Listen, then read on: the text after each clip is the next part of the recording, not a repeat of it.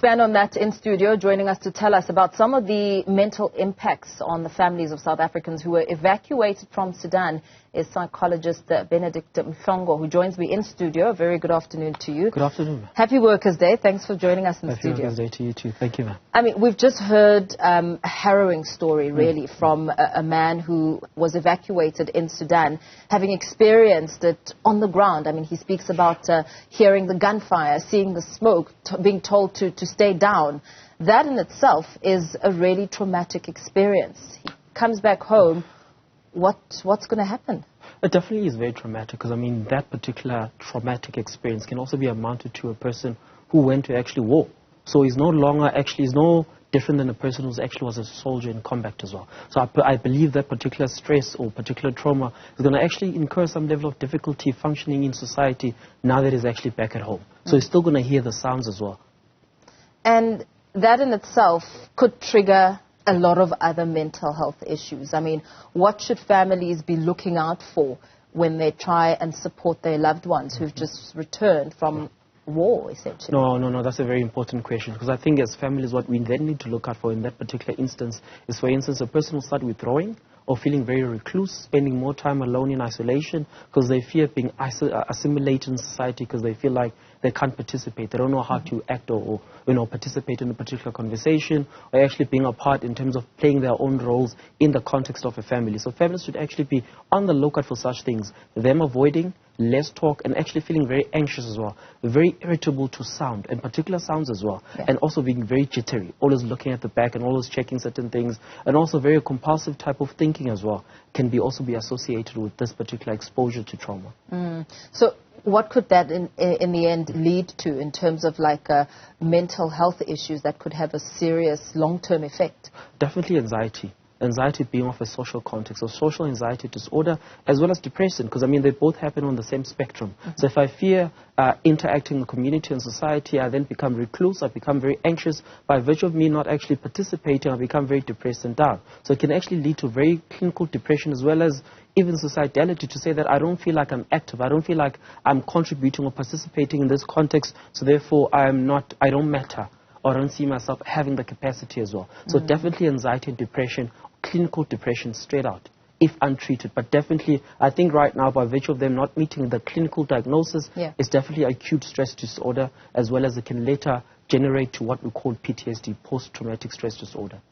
So what would psychological support look like when, families may be sitting at home wondering, what next? What do we do?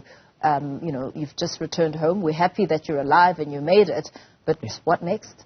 I think what's very important for families, as much as they care, but we should actually try and avoid re-traumatizing them by virtue of them retelling and re-narrating the same story, whereas they're also going to be very frightened as well. So a lot of victims actually fear retelling their own narration or their own story. So it's important to get them to therapy and get them to have the right tools, because, I mean, with what comes to when we speak about trauma debriefing, it's all around empowering the victim and giving them tools to try and go back and assimilate into their context, into the environment as well. So therapy is very key in that light, that it actually empowers the individual. So families should also be lookout in terms of what is it that they are actually experiencing and how they are now, because definitely there is going to be change in behavior and attitude as well. Absolutely.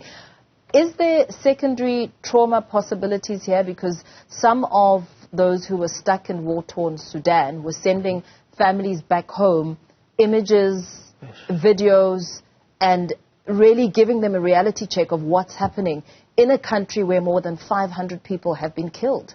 Definitely. I mean, by virtue of me being exposed to that, I don't need to be there physically, but by virtue of you narrating the story, seeing the emotions in your face and how the person actually changes, and also seeing images, I think that for me can also be an indication or trigger to them actually having that vicarious trauma as well. So it can actually be shared as well. So it's also important in an intervention where, depending on the exposure and the severity of the other family members that have actually been subjected to, a family intervention may also be key in this light, in expressing this particular traumatic experience that they've all felt and also experienced as well.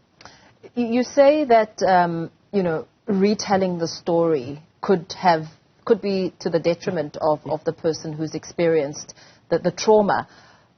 So how does the family support a person who really wants to talk about it? Perhaps it is therapeutic to talk about it.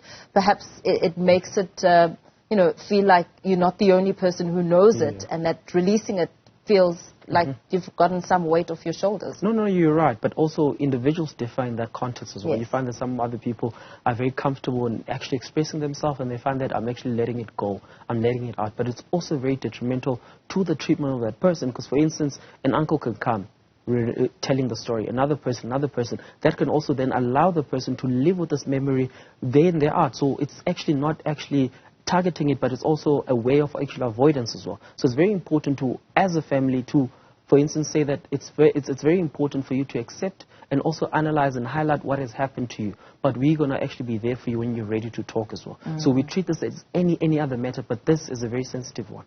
We can't expect them to actually talk and also be very graphic and very vivid in terms of them explaining as well. So it's important for us to know the key concepts in terms of where to go for help and how to approach this particular matter. Allow them to talk at their own time, at their own pace as well. Yeah. I know that if children may have been exposed to such incidents, psychologists such as yourself will call them in for play therapy. How are adults then assisted in a therapy session? Because, some people just don't believe in going to see someone. Yeah, no, that's correct, ma'am. And I think with kids, it's a very important one. We do what we call play therapy. So everything around play for children is very easy for them to express themselves. For us to know where is it that the children is actually dealing with a particular trauma. But with adults, especially adults that are very, recluse and do not want to actually talk about it. But it's also important that in the session we have skills and tools to allow the individual to express themselves as well. Number one, by virtue of you being in therapy, I already have insight to say that you want to heal.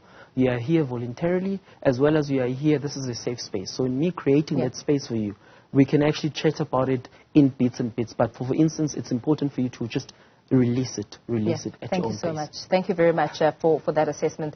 Psychologist Benedict Mlongo giving us a sense of what sort of assistance, psychological assistance, evacuees who've returned to South Africa will need after seeing the trauma and witnessing the trauma in Sudan.